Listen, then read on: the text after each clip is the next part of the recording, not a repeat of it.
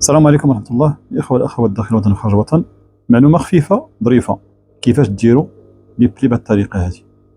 معلومة حبيت نشاركها معكم خاصة المتابعين ديالي الأعزاز.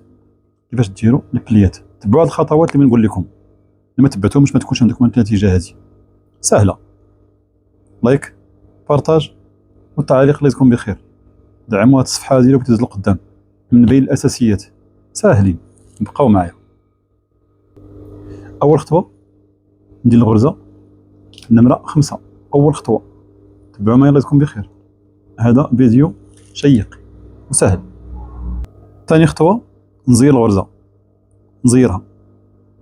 ردوا معايا البال، هاد الخطوات هادو ضروري ديروهم باش تعطيكم النتيجة. الخطوة الثانية هادي بحال هكا زيروا حتى يبان لكم بأنه قرب يلصق مع الطونسيون. على بركة الله، شحال ديال تبارك الله ديال الوسوعية غندير لها لي بلي. هنا نحاول نخدم هنايا، ردوا معايا البال. هنا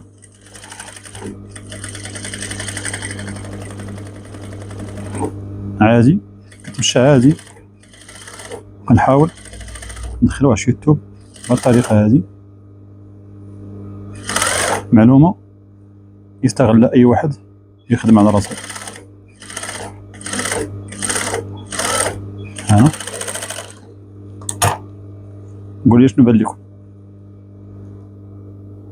البليات جاو على حقهم طريقهم، غادي نفينيهم وغتشوفوهم كيجاو في الكميمات. سهلة مهلة، اللهم يسير. بقاو معايا. الشكل النهائي هو هذا. هذا واحد الروتوش قصتهم مليزين. انتما رجعتي المسألة ديالو